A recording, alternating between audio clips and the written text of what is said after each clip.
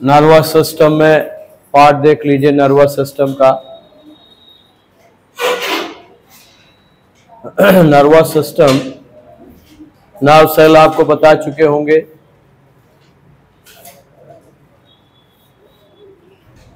और nerve cell का structure पढ़ने के बाद सिस्टम की बात आपकी है, तो इस सिस्टम में पहली चीज तो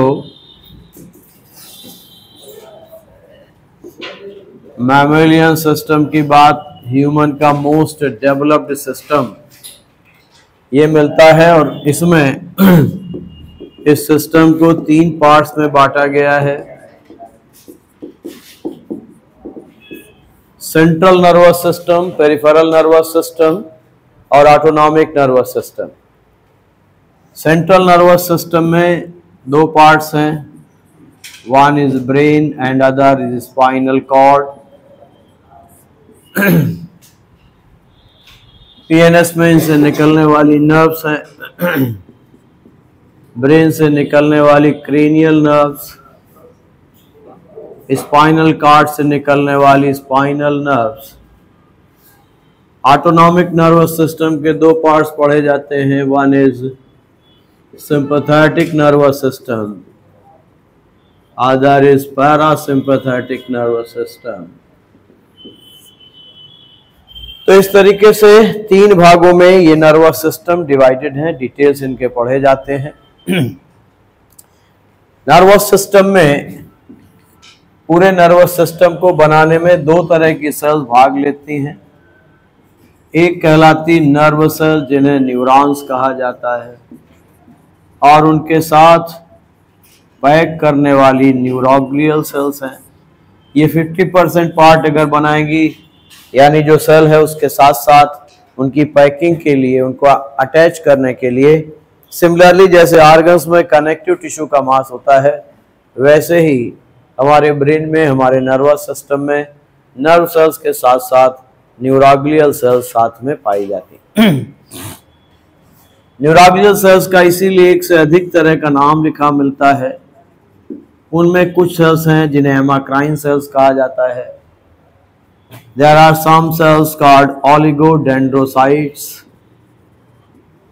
and there are third cells called microglial cells.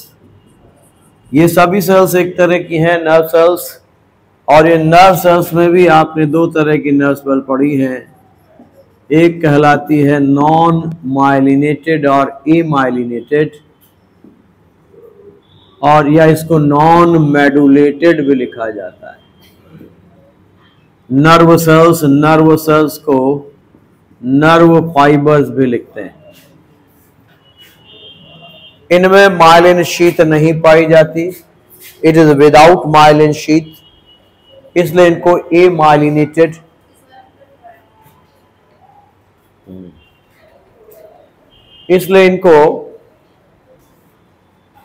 इनको इसीलिए एमाइलिनेटेड फाइबर्स कहा जाता है, यानी इनके बाहर कोई स्पेशल कवरिंग नहीं होती। और जिनमें होती है उसके लिए टर्म आता है माइलिनेटेड फाइबर्स। इन दोनों में physiology of nerve conduction separate होती, जिसकी चर्चा इसके बाद करेंगे। तो 2 तरह के नर्व फाइबर्स हैं, एक एमाइलिनेटेड है और दूसरे माइलिनेटेड फाइबर्स हैं, जिनसे पूरा नर्वस सिस्टम बनता है। जो पैकिंग सेल्स हैं वो 3 तरह की हैं, एक हेमाक्राइन, एक ओलिगोडेंड्रोसाइट्स और एक माइक्रोग्लियल सेल्स। ओलिगोडेंड्रोसाइट्स वो सेल है जो सेल के बाहर की कवरिंग है, माइलिन शीथ, उसका फॉर्मेशन करती है। माइलिन शीथ एक रिंग लाइक कवरिंग के रूप में डेवलप होता है। इसके बनाने में जो ओलिगोडेंड्रोसाइट्स हैं वो भाग लेती हैं। और माइक्रोग्लियल सेल्स को हम phagocytic cells of the brain of the nervous system कहते हैं।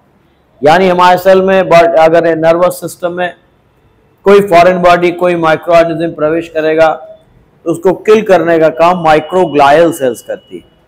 इसलिए इन सेल्स को phagocytic cells of the nervous system भी कहते हैं। हेमाक्राइन सेल ब्लड ब्रेन बैरियर के रूप में काम करती हैं। ये कैल्शियम चैनल प्रोवाइड करती हैं।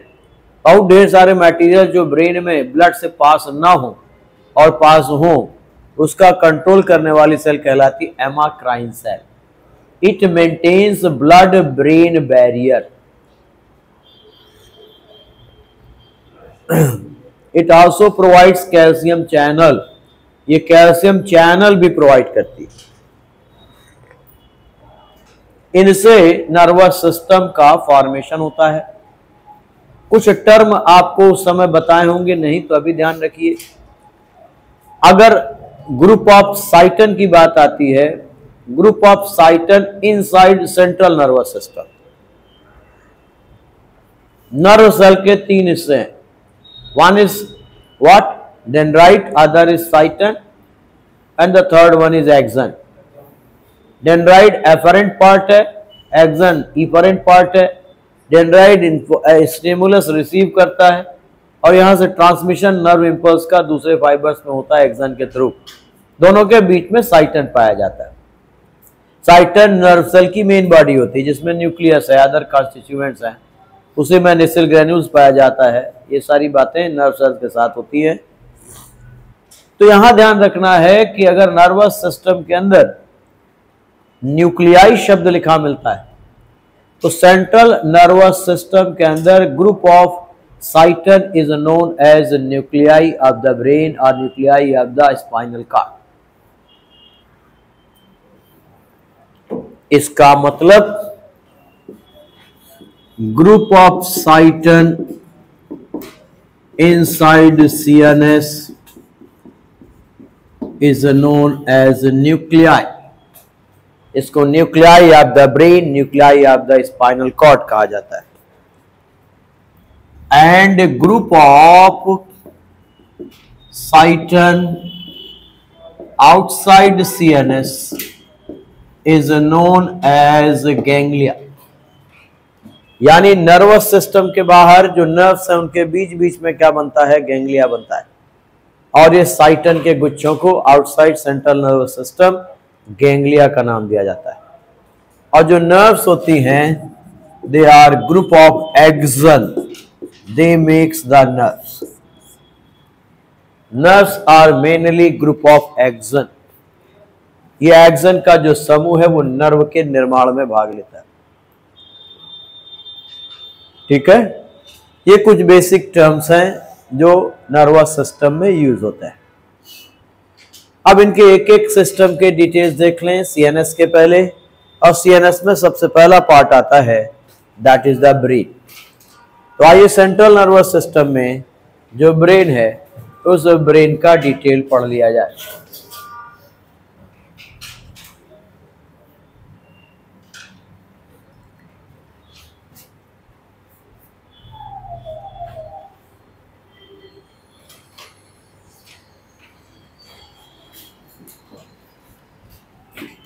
अब जो ब्रेन है उसके लिए शब्द है एनसेफलॉन। ये जो मेडिकल नॉर्मल टेक्निकल लैटिन का टर्म है एनसेफलॉन, इट इज फॉर ब्रेन। इसीलिए ब्रेन के जो पार्ट्स हैं वो 3 हैं। पहला कहलाता है फोर ब्रेन, दूसरा कहलाता है मिड ब्रेन और तीसरा कहलाता है हाइंड ब्रेन। फोर ब्रेन को इसीलिए प्रोसेंसेफलॉन लिखा जाता है, मिड ब्रेन को मीजेंसेफलॉन लिखा जाता है, हाइंड ब्रेन को रोम्बेन सेफलॉन लिखा जाता है शेप के आधार पर। इस फोर ब्रेन में एक से अधिक जो इंपॉर्टेंट स्ट्रक्चर्स हैं उनमें एक लोब है जिसको राहिनेंसेफलॉन कहा जाता है। ये पहला इंपॉर्टेंट पार्ट होता है जिसे ऑल्फैक्टरी लोब कहते हैं। दूसरा भाग उसे कहा जाता है टीलेंसेफलॉन, जो ब्रेन का सबसे बड़ा भाग होता है उसे सेरेब्रल हेमिस्फीयर कहा जाता है। उसके बाद एक तीसरा भाग है जिसे डायंसेफलॉन या इसे थैलेमेंसेफलॉन भी कहते हैं। ये फोर ब्रेन के पार्ट्स हैं, क्योंकि फोर ब्रेन सबसे बड़ा भाग है। इसमें सबसे बड़ा भाग सेरेब्रम का है और ह्यूमन के ब्रेन में यह बहुत ही बड़ी साइज का होता है।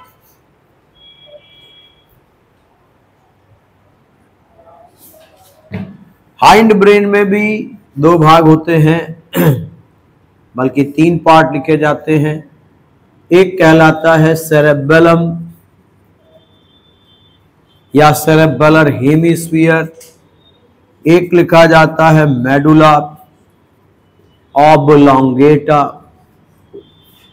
और एक लिखा जाता है पॉन्स वेरोलाई।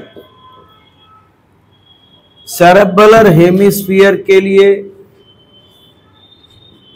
शब्द है मेटेनसेफ्लॉन का, मेडुला के लिए टर्म है माइलेनसेफ्लॉन का। पॉन्स एक ट्रैक्ट ब्रिज, इसका लिटरल मीनिंग होता है ब्रिज, BRIDGE। इतने पार्ट्स होते हैं ब्रेन में। And brain is hollow from inner side. जो ब्रेन होता है वो भीतर से हॉलो होता है, खोखला होता है। अब ब्रेन के बाहर कवरिंग्स पाई जाती हैं, जिसको ब्रेन मेनिंजेस कहा जाता है, और ब्रेन अंदर से हॉलो है।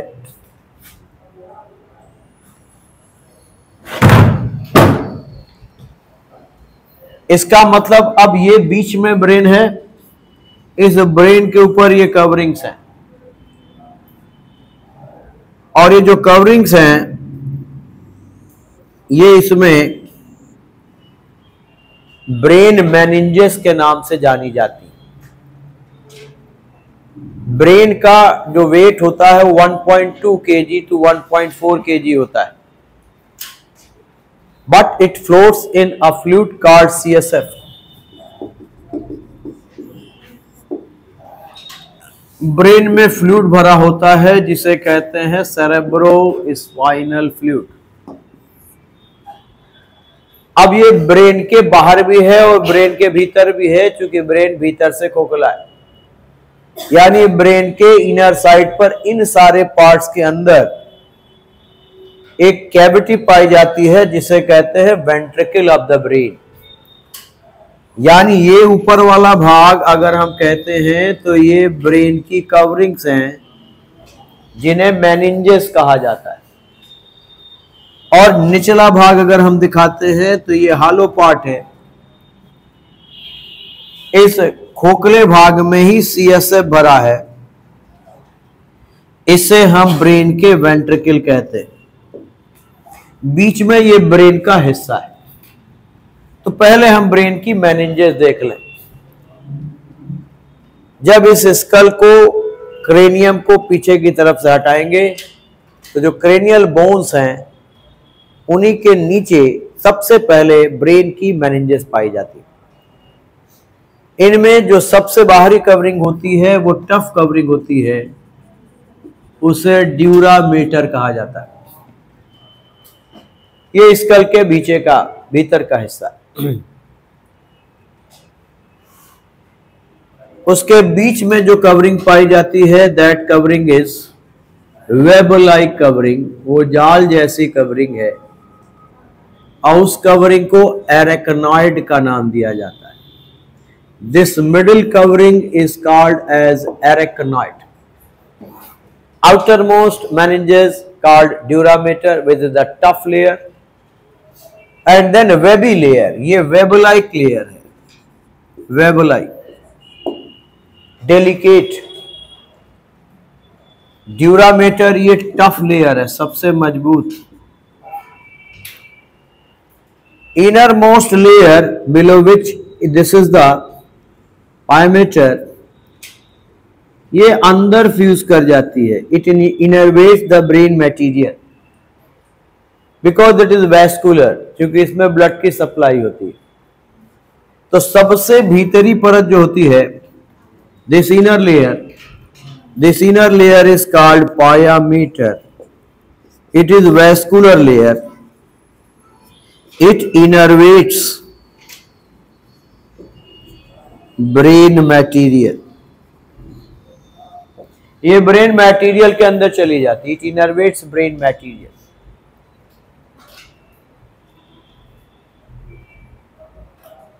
तो इन लेयर्स के साथ दूसरी विशेष बात क्या है, इन लेयर्स में ब्रेन के वेंट्रिकल में भरा हुआ फ्लूइड वो एक एपर्चर से आकर के इन लेयर्स के बीच में भर जाता है, और वो सीएसएफ जो भरता है वो भरता है इस एरेक्नॉइड और पायामीटर के बीच में पाए जाने वाले स्पेस में। ये स्पेस जो एरेक्नॉइड और पायामीटर के बीच में है,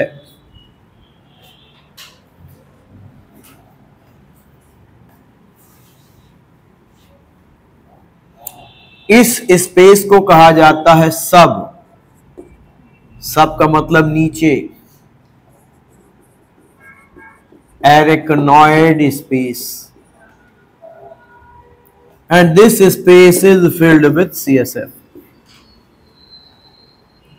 इस एरेक्नॉइड से ऊपर भी एक स्पेस है, इस स्पेस को कहा जाता है इपिड्यूरल स्पेस।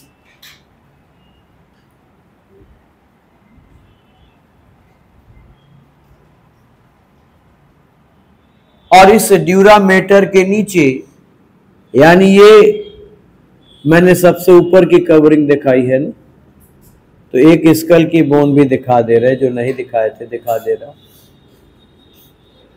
ये हेयर लगा दिया, ठीक है, समझ जाएंगे ना। ये खोपड़ी वाली हड्डी के नीचे का स्पेस दिखा रहे, ड्यूरामेटर के ऊपर का, उसे कहा इपिड्यूरल स्पेस के वाला। तो अब इसमें और इस सब ड्यूरल स्पेस में, सब का मतलब नीचे, ड्यूरल का मतलब ड्यूरामेटर, इन दोनों स्पेस में ही टिश्यू फ्लूइड होता है, ये याद रखिएगा। इनमें भी द्रव्य भर जाता है, मगर वो टिश्यू फ्लूइड होता है, सेलुलर फ्लूइड होता है, मगर सेरेब्रोस्पाइनल फ्लूइड नहीं होता। सेरेब्रोस्पाइनल फ्लूइड सिर्फ कहां भरा होता है, इस सब एरेक्नॉइड स्पेस में, ठीक है। इस सब एरेक्नॉइड स्पेस का निर्माण विशेष प्रकार की सिक्रीटरी एपेंडाइमल सेल्स करती है, विशेष प्रकार की। और वो सिक्रीटरी सेल्स एक होती हैं डायनसेफ्लॉन के फ्लोर की तरफ, यानी किस तरफ, वेंट्रिकल की तरफ फ्लोर होगा, फ्लोर, उसे कहते हैं एंटीरियर कोराइड प्लेक्सस। यानी इधर वाले पार्ट को हमने कहा this is the fore brain, अब यहां बीच में लिख दिया मिड ब्रेन, और बाकी का भाग क्या हो गया, हाइंड ब्रेन। तो एक फ्लोर की तरफ, वेंट्रिकल की तरफ ये सेल मिली, और ऐसी ही सेल यहां पीछे की तरफ मिली, किसमें मिली, हाइंड ब्रेन। एक जो मिली उसे कहा गया anterior choroid plexus, anterior choroid plexus, ठीक है।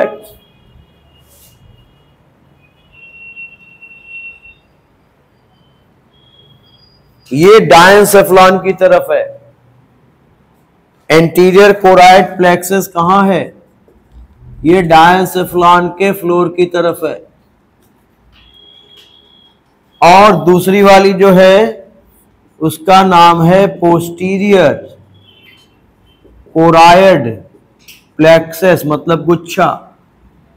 ये वाला मेडुला की तरफ है, यानी हाइंड ब्रेन का जो लास्ट पार्ट है मेडुला, उसकी फ्लोर पर है। इन दोनों सेल्स के द्वारा क्या बनता है, सेरेब्रोस्पाइनल फ्लूइड, ये इस ब्रेन के वेंट्रिकल में भरा होता है। और इस ब्रेन के वेंट्रिकल से जो हाइंड ब्रेन मेडुला का पार्ट है, यानी फोर्थ वेंट्रिकल जिसको कहा जाता है। ये भी आप याद रखिए कि मैंने पार्ट्स लिखे हैं, इन्हीं पार्ट्स के पीछे का हिस्सा क्या होगा, ये वेंट्रिकल है। इन वेंट्रिकल को इनके पार्ट्स के नाम के हिसाब से लिखा जाता है।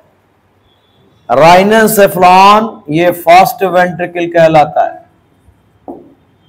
इसे राइनोसील भी कहा जाता है। ये फर्स्ट वेंट्रिकल छोटा सा होगा लाइक दिस वन, फिर दूसरा वाला बड़ा सा होगा। दूसरा वाला जो होगा उसे कहेंगे सेकेंड वेंट्रिकल। इस सेकेंड वेंट्रिकल को पैरासील भी कहते हैं। It is also called paracoel, second ventricle. ठीक है, ये सबसे बड़ा वेंट्रिकल है क्योंकि ये सेरेब्रल हेमिस्फीयर के पीछे का है। Then the third ventricle is behind the diencephalon, उसे डायोसील भी कहा जाता है।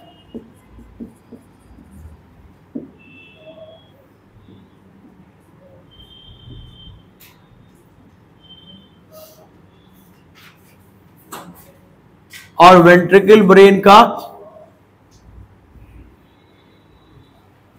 जो सेरेब्रम होता है, ओवर पैकिंग टिश्यूज होते हैं, बिल्कुल एक दूसरे में पैक्ड होते हैं। इसीलिए सेकेंड और थर्ड वेंट्रिकल, ये फर्स्ट, ये सेकेंड, ये थर्ड, बीच में एक नैरो ओपनिंग डेवलप हो जाती है, एक छिद्र विकसित हो जाता है। इस छिद्र को फोरामेन ऑफ मोनरो कहा जाता है। ये छिद्र विकसित हो जाएगा। उसके बाद मिड ब्रेन में एक ट्रैक्ट के जैसा हिस्सा बन जाता है, इसको रास्ता कह देते हैं, ट्रैक्ट। इस ट्रैक्ट को आइटर का नाम दिया जाता है, या इसका नाम है एक्वीडक्ट ऑफ सिल्वियस। ये मिड ब्रेन का वेंट्रिकल है। तो मिड ब्रेन का वेंट्रिकल एक ट्रैक्ट के रूप में है, रास्ते के रूप में है, जिसका नाम है आइटर और एक्वीडक्ट ऑफ सिल्वियस। इसके बाद सेरेबेलम में वेंट्रिकल नहीं मिलेगा, सीधे फोर्थ वेंट्रिकल मिलेगा, एंड दैट इज द मेटासील, जो कि किसका, मेडुला का वेंट्रिकल है। यानी इस मेडुला के पीछे फोर्थ वेंट्रिकल है, इसे मेटासील भी कहा जाता है। ये सीधे मेटासील अब ये कंटिन्यू हो जाएगा किसमें, it is continuous in central canal of spinal cord, जो न्यूरोसील है उसमें कंटिन्यूअस हो जाएगा। और वहीं जो फोर्थ वेंट्रिकल है, उस फोर्थ वेंट्रिकल से इस सब एरेक्नॉइड स्पेस के बीच में ये एक एपर्चर, एक छिद्र मिलता है। ये छिद्र किसके किसके बीच में है,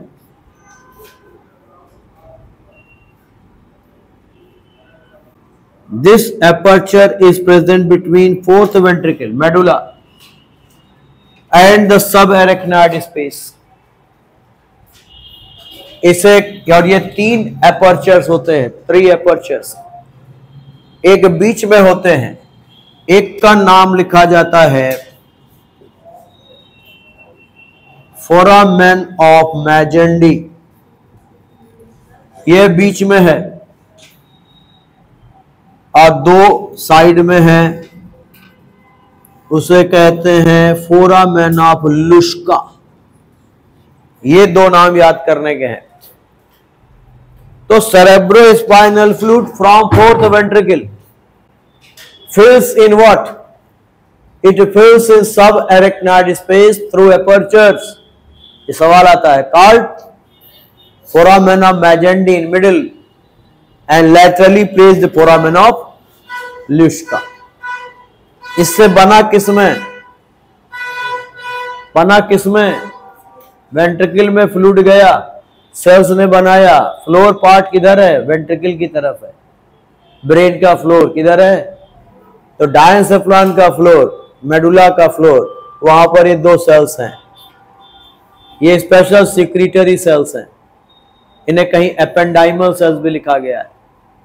ये सेल सिक्रीट करती हैं क्या? एंटीरियर कोराइड प्लेक्सस, ये आगे है, ये सीएसएफ सिक्रीट कर रही है। ये डायनसेफ्लॉन के फ्लोर पे ये, और ये पोस्टीरियर कोराइड प्लेक्सस से मेडुला के फ्लोर पे, यहां सीएसएफ बना, भर गया। फिर ये दो एपर्चर से ये कहां भर गया? सब एरेक्नॉइड स्पेस में भर गया। इसीलिए ब्रेन क्या करता है? फ्लोट करता है। ऊपर सब एरेक्नॉइड स्पेस है जिसमें सीएसएफ भरा है, और नीचे वेंट्रिकल है। दोनों के बीच में क्या है? दोनों के बीच में ब्रेन के पार्ट्स हैं, ब्रेन का पूरा हिस्सा है। ठीक है, ये पार्ट वेंट्रिकल का, ये पार्ट सब एरेक्नॉइड का, बीच में सारा पार्ट क्या है? That is the part of brain. और उस ब्रेन के इतने हिस्से हैं, ये बीच में लिखे हैं, fore brain, mid brain, hind brain. फिर फोर ब्रेन में ये मुख्य मुख्य हिस्से, सबके विशेष नाम है। ये सब नाम भी पूछे जाते हैं। Cerebrum is also known as telencephalon, बहुत बार घिसा पिटा सवाल पूछा गया। और टीलेंसेफ्लॉन इज सेरेब्रल हेमिस्फीयर, ऐसे सवाल पूछे जाते हैं। अब इसके बाद जो ब्रेन है, उस ब्रेन की हिस्टोलॉजी में दो भाग होते हैं। ब्रेन का ऊपरी वाला हिस्सा, इसे कह देते हैं कॉर्टेक्स ऑफ ब्रेन, यानी ये भाग क्या बना रहा?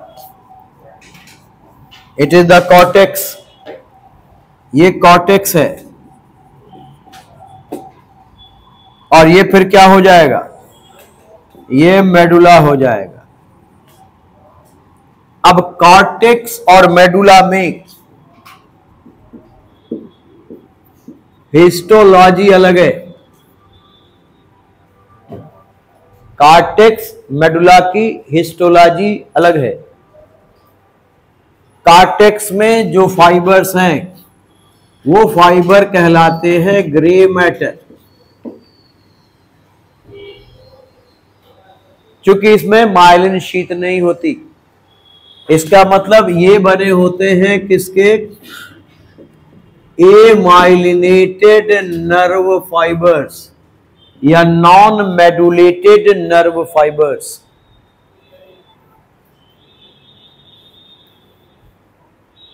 इनके साथ इनको पैक करने वाली शीट, यानी यहां क्या मिलेगा? न्यूरोग्लियल सेल्स पैक करने वाला, एंड ऑल्सो ब्लड वेसल्स। लेकिन मेडुला में ब्लड वेसल्स नहीं होंगी। यानी ब्रेन में सप्लाई कहां होती है? कार्टिकल रीजन में, वहीं से डिफ्यूजन होता चला जाता है। तो जो इनर पार्ट है, सेकेंड पार्ट, इसमें अब क्या मिलेगा? इसमें व्हाइट मैटर है। इसका मतलब इसमें कैसे फाइबर्स हैं? माइलिनेटेड फाइबर्स है, प्लस न्यूरोग्लियल सेल्स है, ब्लड वेसल्स नहीं। तो cortex is with grey matter and medulla is with white matter. Cortex is also with blood vessels and neuroglial cells, but in medulla neuroglial cells are present, blood vessels are absent. ये इनकी histology है, और ये histology spinal cord में बदल जाती है। इसका बदलाव कहां से शुरू हो जाता है? ब्रेन के अंतिम भाग मेडुला ऑब्लांगेटा से। मेडुला ऑब्लांगेटा में उल्टा हो जाता है, अंदर ग्रे मैटर और बाहर व्हाइट मैटर, और फिर यहीं से कंटिन्यू हो जाता है किसमें? स्पाइनल कार्ड में। स्पाइनल कार्ड में अंदर ग्रे मैटर और बाहर व्हाइट मैटर पाए जाते हैं। ब्रेन का वेंट्रिकल न्यूरोसील या सेंट्रल कैनाल में कंटिन्यूअस हो जाता है। इसलिए ब्रेन की जो डिजीजेज हैं वो स्पाइनल कार्ड में भरे हुए सीएसएफ से डिटेक्ट कर ली जाती है। लंबर रीजन में इसको आसानी से निकाला जाता रहा है। जब तक सीटी स्कैन और ये सब नहीं आया था और एमआरआई, तब वो टेस्ट बहुत होता था जिसको कहते थे lumbar puncture. Lumbar puncture, puncture का मतलब होता है कहीं बर्स्ट करना। तो सिरिंज से फ्लूइड निकाल लेते थे थोड़ा सा, और उस फ्लूइड की बायोकेमिकल एनालिसिस करके पता कर लेते थे कि इसमें कोई पैथोजन या कोई ऐसा कंपाउंड डेवलप नहीं हो रहा है जो किसी पैरासाइट की वजह से है। उससे जो नर्वस डिसऑर्डर्स हैं, जो नर्वस सिस्टम की डिजीजेज हैं, उनका पता लगाया जाता था। उसको लंबर पंक्चर कहते थे। क्यों? क्योंकि सीएसएफ कंटिन्यू कर जाता है किसमें? Spinal cord. सीएसएफ बनता सिर्फ कहां है? Anterior and posterior choroid plexus. ये जनरल पूरा पार्ट है और इससे ढेर सारे सवाल बता रहा हूं। ये बड़ा गंधेला सा पेज दिख रहा है जो आपको, इसमें संसार भर की सारी चीजें आ गई। नर्वस सिस्टम का निचोड़ आ गया। इससे 2-4 सवाल बन ही जाते हैं, आ ही जाते हैं, बार बार पूछे जाते हैं। अब उसके बाद बाकी ब्रेन का अपना पार्ट है। फोर ब्रेन में कौन कौन सा, मिड ब्रेन में कौन कौन सा, इसकी बात करेंगे। इसको मिटाऊंगा।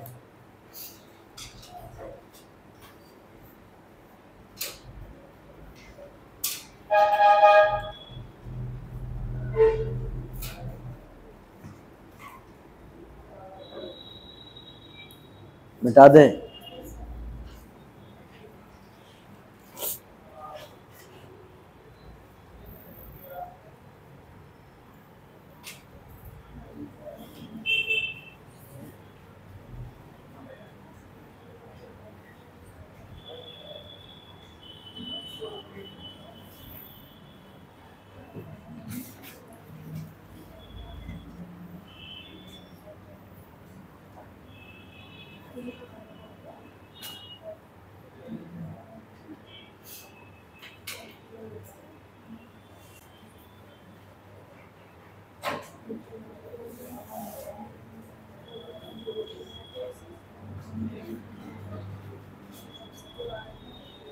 अब जो फोर ब्रेन का पार्ट है, उस फोर ब्रेन में जो सबसे बड़ा हिस्सा दिखेगा, जो सब कुछ घेर लेगा ब्रेन में, ह्यूमन का ब्रेन बहुत बड़ा होता है। ये सबसे बड़ा होता है। रैबिट में थोड़ा छोटा हो जाएगा, बट अदर जो एनिमल्स हैं, रेप्टाइल्स वगैरह से बड़ा होगा। इतना बड़ा होता है कि ये अंदर ही जो फर्स्ट पार्ट है उसको एनक्लोज किया होता है, यानी इसी के भीतर ये ऑल्फैक्टरी लोब का पार्ट अंदर ही होगा। मिड ब्रेन भी इसी के भीतर इंक्लूडेड है, क्योंकि दूसरा हिस्सा जो दिखता है वो सीधे हाइंड ब्रेन का दिखता है।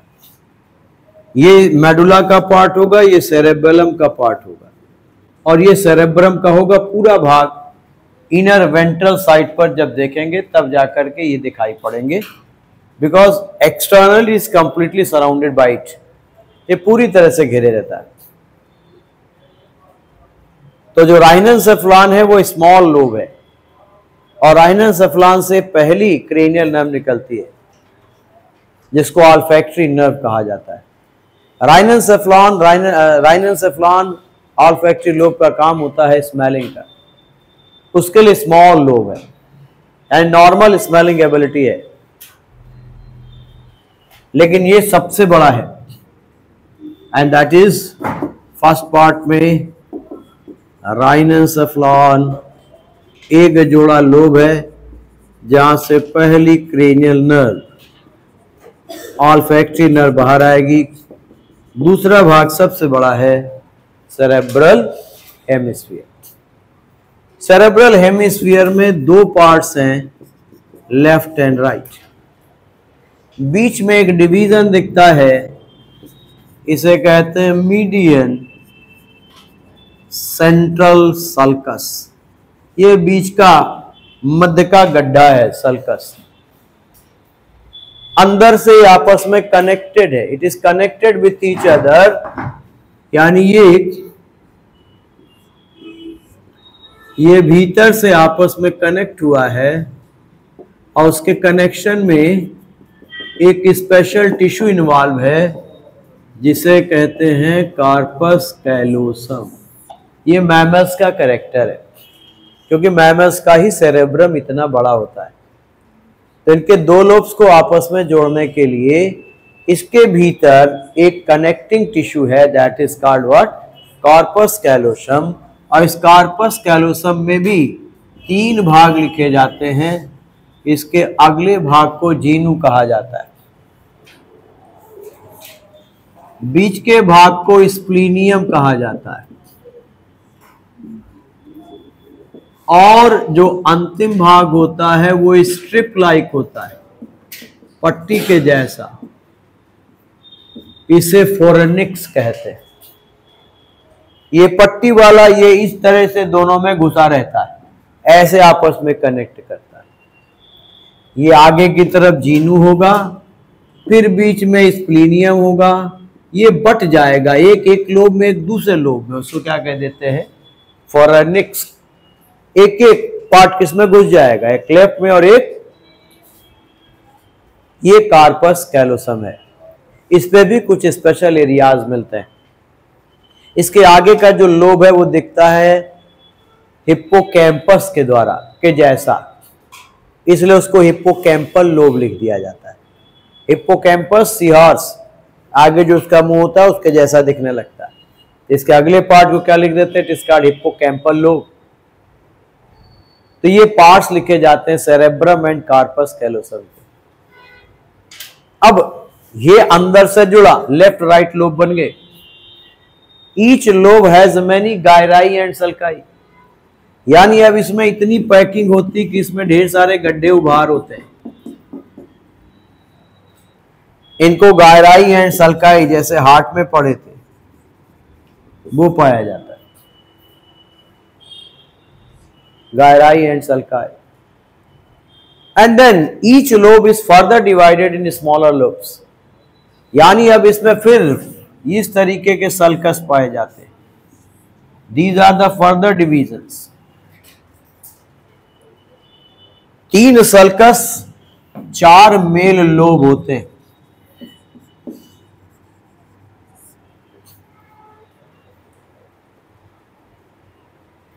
तीन लोब से 4 लोब बन जाते हैं, और जो 4 लोब होते हैं, एक स्कल बोन के नाम के हिसाब से इसका नाम पड़ा होता है। क्रेनियम में जो बोन होती, फ्रंटल, पैराइटल, टेम्पोरल, ऑक्सीपिटल, उन्हीं के नाम के आधार पर इन लोब्स के नाम पड़ते हैं। Frontal lobe, parietal lobe, temporal lobe and occipital lobe. एक अंदर होता है इनविजिबल, छोटा सा, उसे कह देते इनर इंस्यूलर लोब, या इसका नाम आइसलैंड ऑफ रील भी लिखा गया। आइसलैंड ऑफ रील, जैसे आइलेट्स ऑफ लैंगरहैंस पढ़ते वैसे यहां इस इनर इंस्यूलर लोब को आइसलैंड ऑफ रील कहा जाता है।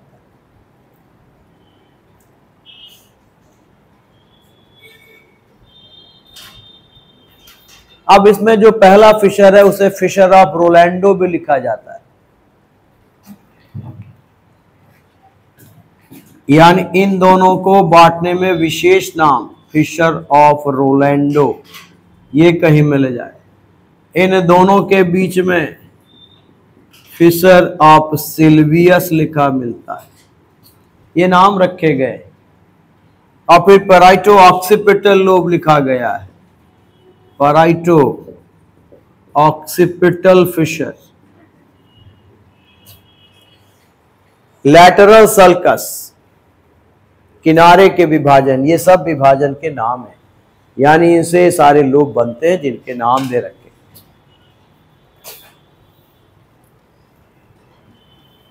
ठीक है,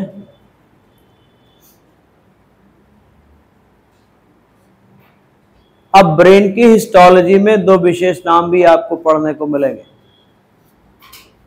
सेरेब्रम को जो कार्टिकल रीजन है उसे रूफ कहते हैं, उसे पैलियम कहा जाता है, याद रखिएगा।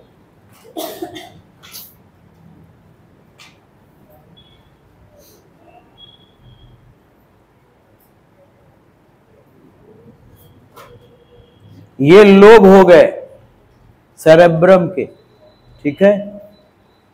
अब सेरेब्रम के स्ट्रक्चर में दो चीजें और ध्यान रखने की होती हैं। इसका जो रूफ होता है उसको पैलियम का नाम देते हैं, जो कि किसका बना है, ग्रे मैटर का। और इस पैलियम में भी दो भाग लिख देते हैं, एक को लिखते हैं आर्की पैलियम, ये ऑल्फैक्टरी लोब को घेरे रहता है। इसके बाद वाला जितना है उसको क्या कह देंगे, उसको कह देंगे नियोपैलियम। तो बड़ा हिस्सा क्या होगा, नियोपैलियम। और याद रखिएगा इसी आर्कीपैलियम नियोपैलियम पर ही सेंटर ऑफ इंटेलिजेंस होते हैं।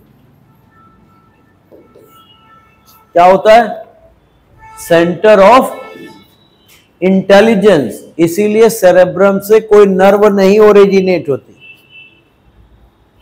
सेरेब्रल हेमिस्फीयर से कोई नर्व नहीं निकलती, ये मेन सर्किट है। यहां से इंफॉर्मेशन भेजी जाती है, आर्डर इशू किए जाते हैं, या ब्रेन के बाकी के हिस्से में जो क्रेनियल नर्व्स इंफॉर्मेशन लाती हैं वो इसको ट्रांसपोर्ट की जाती है जहां इसकी प्रोसेसिंग होती है। इसीलिए ये तुम्हारे घर का मीचर है, मेन मीचर, एमसीबी। एमसीबी बंद कर दिया, काम खत्म, ब्रेन का सेंटर बंद, शरीर का, ब्रेन का बाकी हिस्सा सही है, सोचे खराब हो गई, तो ना तो हाथ चलेगा ना तो पैर चलेगा, जबकि सब सही है। मोटा ताजा मुस्टंडा आदमी है, बुद्धि खराब है गधा की, वो कहेगा ना मैं हिल ही नहीं पा रहा, एक डंडा मारो थोड़ी देर के लिए खड़ा होगा फिर बैठ गया। क्यों, क्योंकि उसका दिमाग काम नहीं कर रहा, यानी सेरेब्रम आर्डर इशू नहीं कर रहा।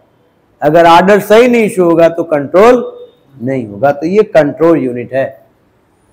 अब इसका जो भीतरी भाग होता है यानी अंदर का मेडुलरी पार्ट, उसमें व्हाइट मैटर के बने हुए, व्हाइट मैटर के फाइबर्स होते हैं। इसमें मेडुला में ये फाइबर्स जो होते हैं तीन तरह के होते हैं। एक फाइबर कहलाता है प्रोजेक्शन फाइबर, दूसरा कहलाता है एसोसिएशन फाइबर, तीसरा कहलाता है कमिस्यूरल फाइबर्स।